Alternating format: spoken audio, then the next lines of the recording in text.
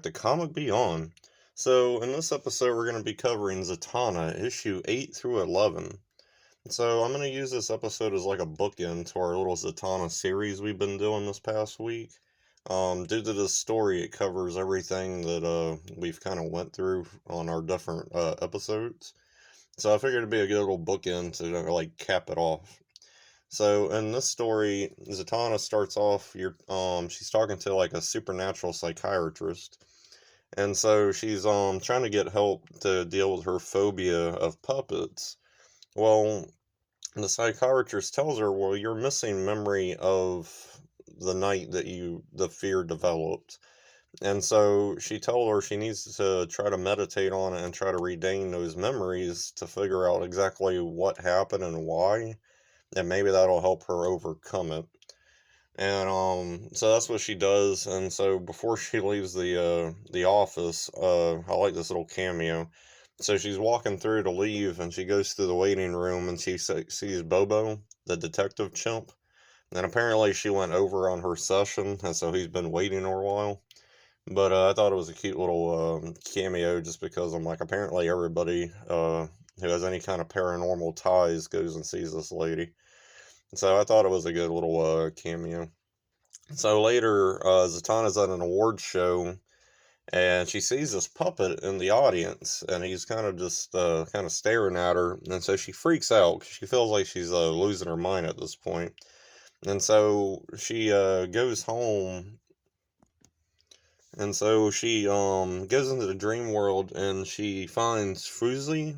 He's the dream demon we talked about in our first episode. I think it was in issue 2 when we talked about it. And so she wants him to help her go into her memory, her dream of that night that she got her fear manifested from these puppets. And then he gives her a heads up. He's like, "Are you sure you want to do that? You might see something you don't want to see." So she says yes, and she's like, "No, just show me everything."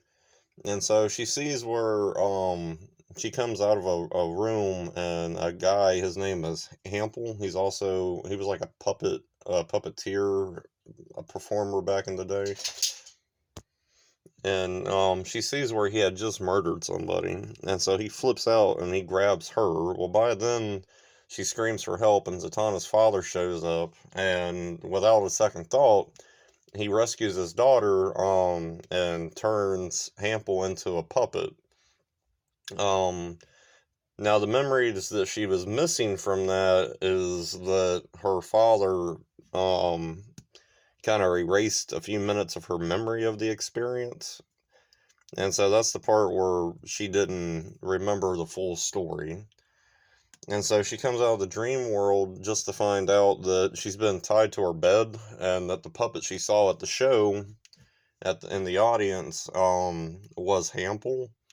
And so he's gotten to her, and he's breaking everything down for her. She's like, he tells her who he is, why he's there. Um, he wants her to reverse her father's spell, and so she's talking to him, and he's like, "You don't understand. I was an innocent man. Your dad didn't even give me a chance to explain myself, and I freaked out and I grabbed you, and then he turned me into this." He's like, "But what really happened was, that guy was like already dead, and I flipped out, and out of panic, I grabbed you, and your father cursed me." He's like, "I want you to turn me back into a man."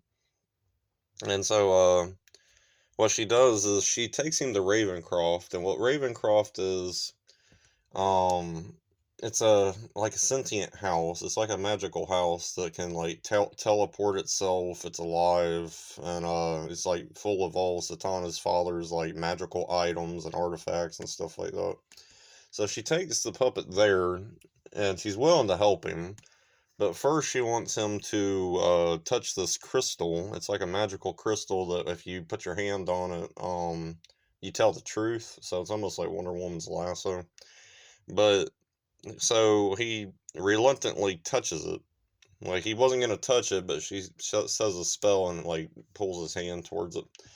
And so you find out that he was a puppeteer performer back in the day, and he was on the height of his popularity. He had his own TV show. There were toys made of his doll and or puppets, and so he lost everything. Like his popularity, he was on his peak, and then it all fell apart. And so that was the reason why he actually did murder the guy that she saw him stab, or he had stabbed. All that was true. So he was trying to blame her father as being judgmental and, like, cursing an innocent person and all that stuff. Come to find out, he was a murderer. And everything her father did was in the protection of her. And so he ends up knocking Zatanna out, steals a whole bunch of magical items, and then we kind of like jump forward a little bit, and he's human again. He's done using these magical items to turn himself back into a person, and he's now turned Zatanna into a puppet. So the reason I say we kind of jump ahead is because he's already kind of started him up a career, doing his puppet work, having puppet shows again. But the puppet he's using now isn't the puppet that he got turned into. Now he's using Zatanna as a puppet for his shows. And so after one of his stage performances, he goes backstage, and then Mikey, Zatanna's stage assistant, we met her also in the previous episode from this series. Um, she knocks at his door and she says, "Oh, I'm a biggest fan of yours. I just wanted to come in and see your puppets and talk to you and all that kind of stuff." So she's fangirling out. He doesn't know who she is.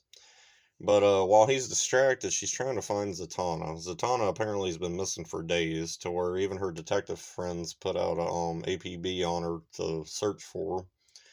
And so she realizes that Zatanna's the puppet that he's been using. And so when he finds out why she's really there, it's kind of neat. He goes and he takes these artifacts and tries to like zap Mikey and turn her into a puppet.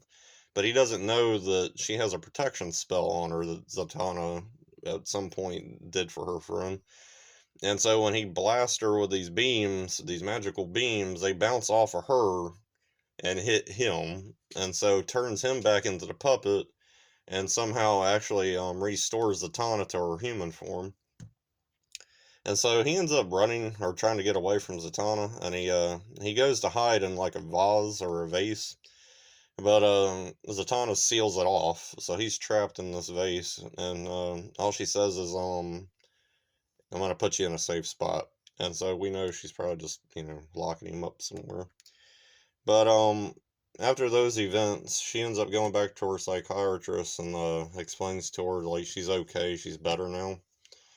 And so she leaves, and prior to all this, what actually happens is, since we did like a time jump, we find out that Brother Knight, the villain from the previous issues we covered, escaped prison. Um, so when she leaves the psychiatrist's office, she finds Brother Knight sitting in the waiting room reading a magazine. And so she confronts him and she's like, "What are you doing here? I heard you escaped." And he's like, "I'm not here for you. I'm not here to fight. This is just a place of peace and healing," he says as he grins at her. And so she goes about her business and leaves, and then he goes in to talk to the psychiatrist. So I don't know if this character returns or not, but I just thought it was funny, like a good little ending for this. So that was the story. Um, Pretty much all the plot points. So I like this, and you can kind of tell why I used it as the bookend, just because like previous Zatanna Batman issue, they were fighting Scarface the puppet, and she made drops and hints of her fear of him. And so this kind of answers those questions. It kind of circles back around to Brother Knight. He pops up at the end of this, so we kind of get another conclusion for his character. Characters that we've seen in those previous issues show up in this. So I thought it was a good fitting way to kind of end the series. I thought this was a fun story. It actually did have a lot of humor to it. Even our evil puppet, Hample, when he's in puppet form, he actually does have some quips that he makes to Zatanna throughout the story. So I thought the humor was good. I thought the writing, the storytelling of the characters were good in this. I enjoyed it. So far, the Paul Dini Zatanna stories, they've actually pretty been spot on with the storytelling. I've enjoyed them.